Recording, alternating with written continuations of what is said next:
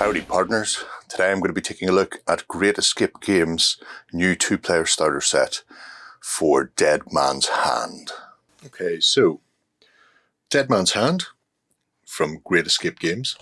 This is the new 2-player starter. It is apparently limited. I don't know how limited it is. However, it only came on the market on the 1st of February, so I imagine it should be around for a little while anyway. Inside you get everything you need to play Dead Man's Hand. So cards, token, dice, rules, and 3 sprues to make 15 multi-part Cowboys.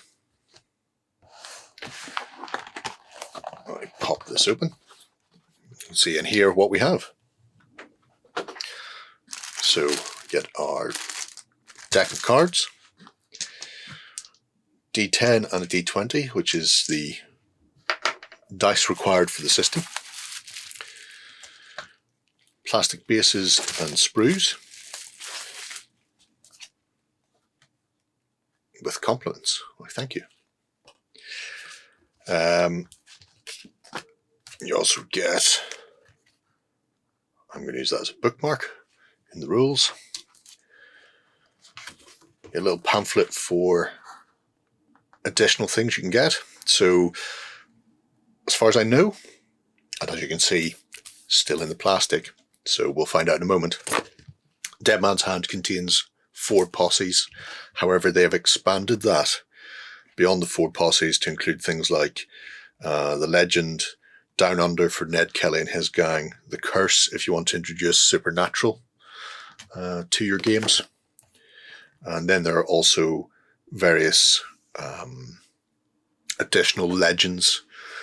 They could be from history or they could be from TV and movies. So if you've seen somebody that you like in a Western, chances are there's a model and rules for them. You get the card sheet, which is nice. Looks like it's 2mm cardstock. Punch one. Oh, need to be a bit trimmed down. So punch out is okay. Nice satiny finish. They are cardboard, so you need to be careful. You could upgrade these if you need to.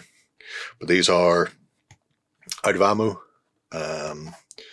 under fire tokens, so like wounds, and then movement. So how far you move in a turn will make you an easier target than others. You also have a little range band here. I believe the game uses centimeters or inches, depending on your preference. That's obviously done in centimeters. So first off the bat, a quote. So run you cur, run. Tell all the other curs the law's coming. Tell them I'm coming, and hell's coming with me. You hear? Hell's coming with me. Kurt Russell to Ike Clanton on the train station from Tombstone. Not that I've seen that film more than once.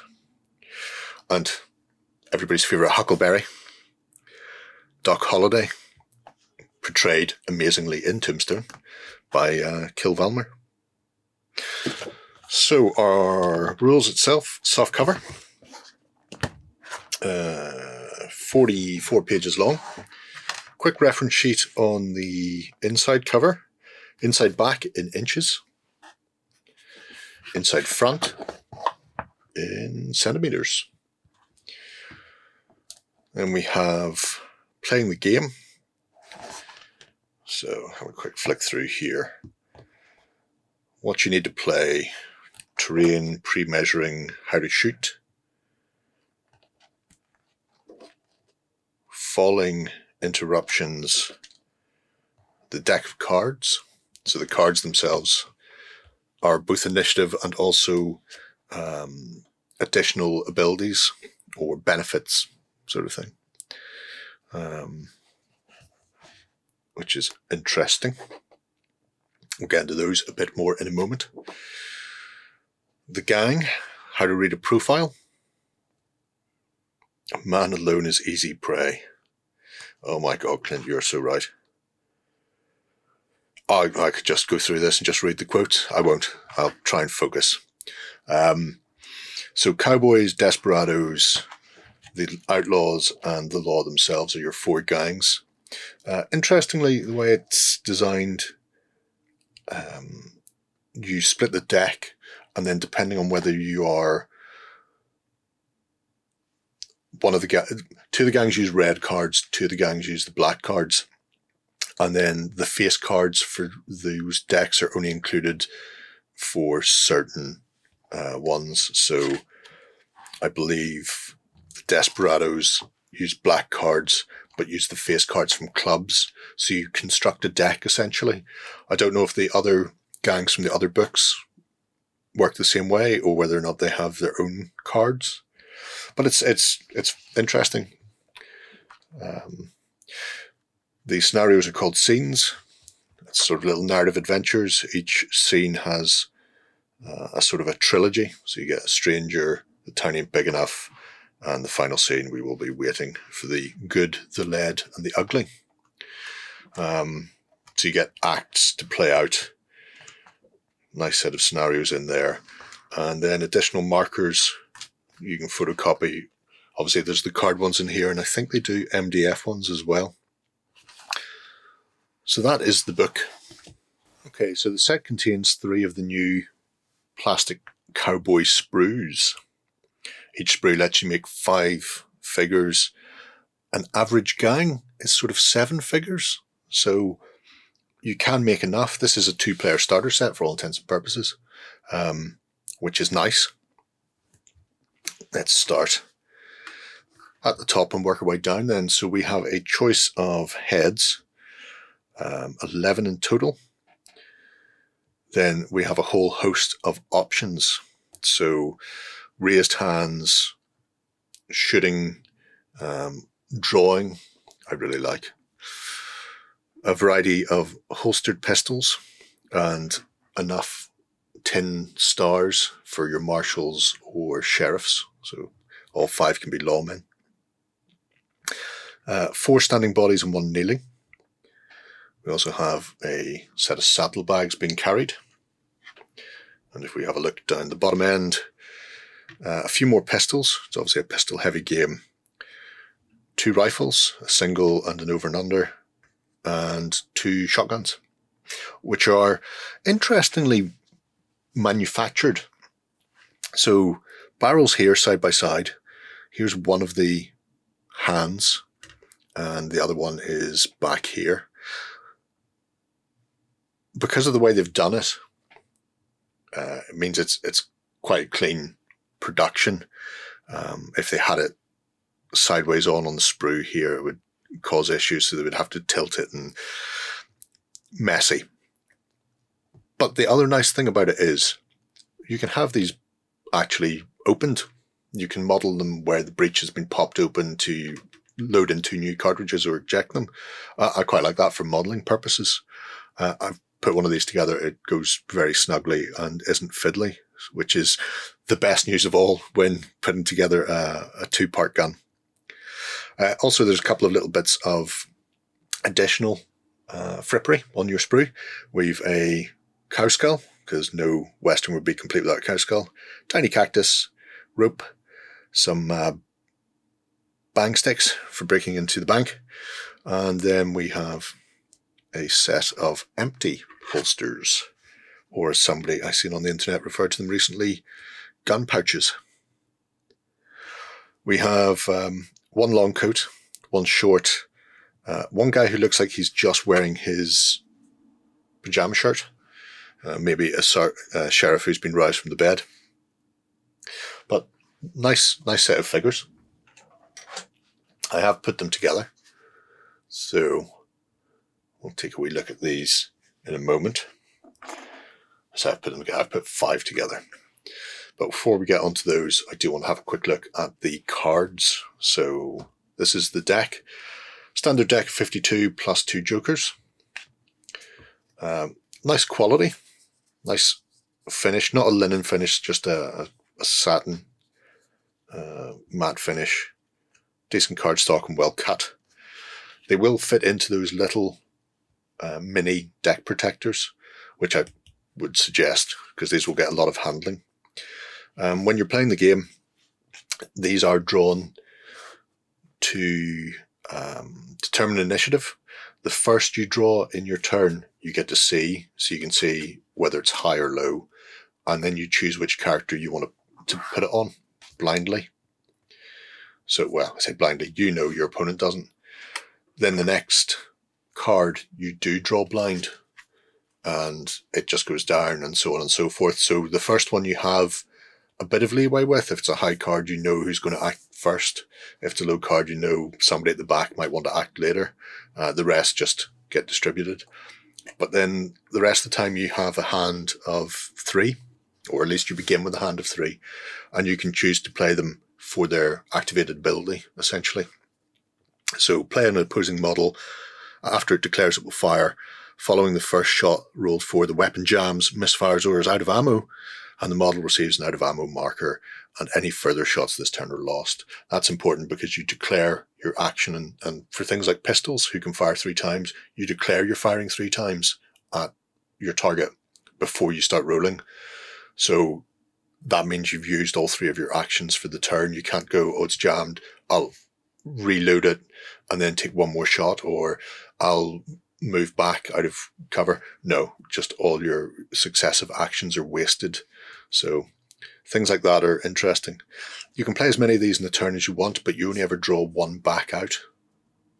So that's interesting. You could burn your hand very quickly, but you won't replenish it as fast.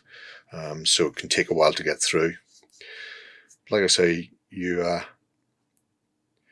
do get the full deck, and you then construct it based on the faction you're playing. So you might have all the black cards minus the club face cards, or all the red cards minus diamonds, say. That's the face cards plus the ace. So every faction has 4 cards associated with them.